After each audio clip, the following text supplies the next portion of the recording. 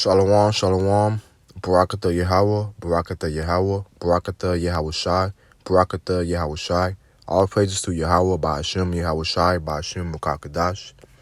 I want to give double honors to the elders and the apostles of GMS who taught me the truth. And the lesson is going to be a quick lesson. It's really on 2nd Ezra 15 in the 3rd verse. And what had me moved to do this lesson was, because Jake be coming up, or, you might be at the job, or you might be somewhere, and you might have a Jake, inquiring about the scriptures, but they truly don't believe, okay?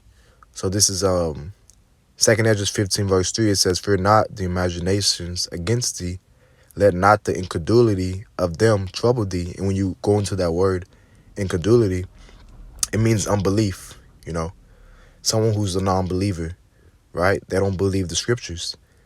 It says, "Let not the incredulity of them trouble thee that speak against thee, for all the unfaithful shall die in their unfaithfulness," right? So, don't let, what these people, their unbelief, get you down, because verse 4 is clear. All the unfaithful, they're going to die in their unfaithfulness because they truly don't believe.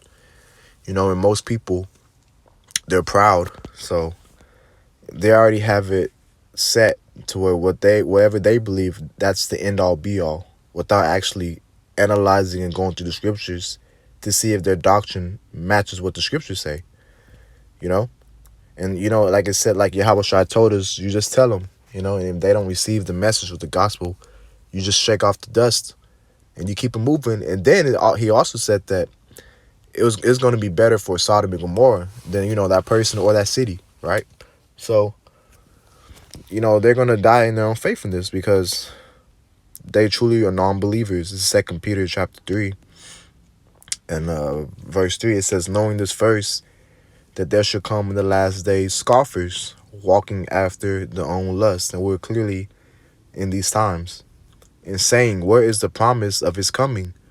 For since the fathers fell asleep, all these things continue as they were from the beginning of creation." And that's what they say. They scoff, they mock. They say that, you guys been saying Yahweh Shai is going to come back for all these years. This society and this world is still running. They're not truly watching. They're not being watchmen, okay?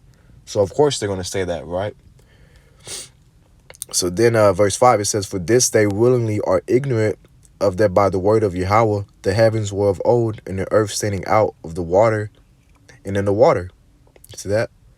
So, pretty much, they're not going to believe anything that you say, even if it is coming out of the scriptures.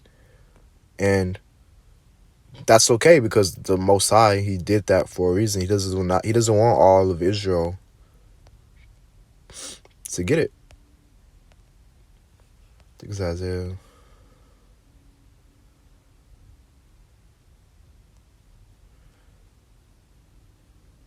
Yeah, I think it's Isaiah 6 and 9.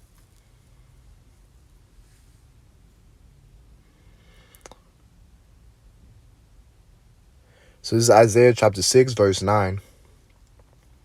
I'm going to start at 8. It says, "Also I heard the voice of the Lord saying, Whom shall I send, and who will go for us? Then said I, Here am I, send me.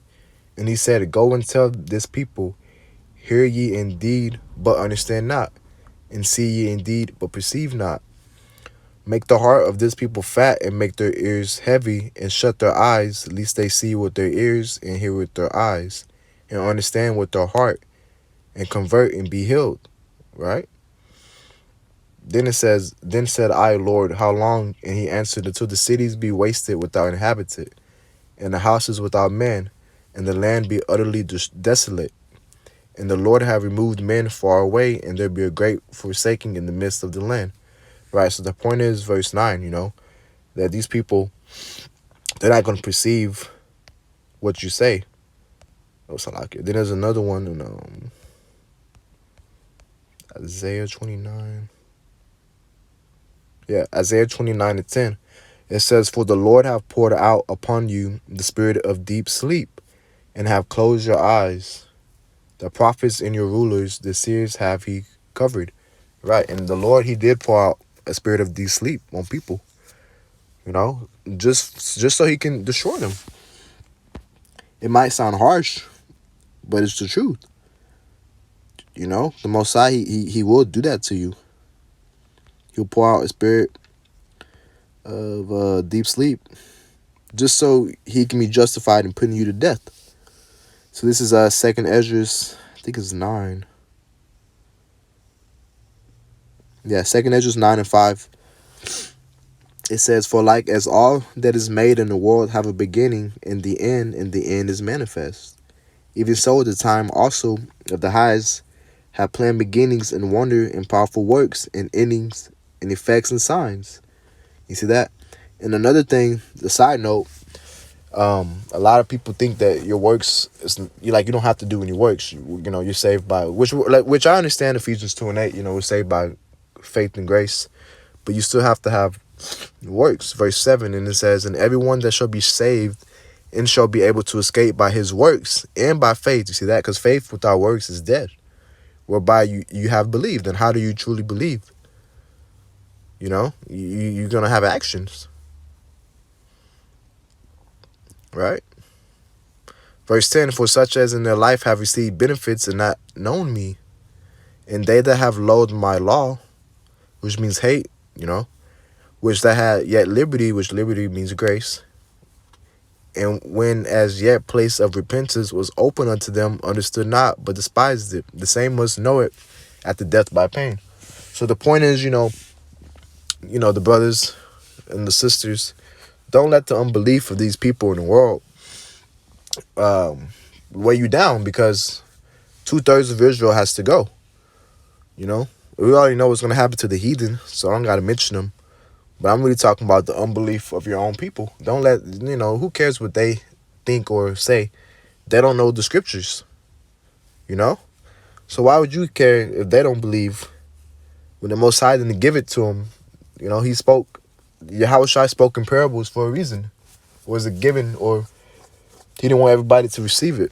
So with that, I'm going to end it off.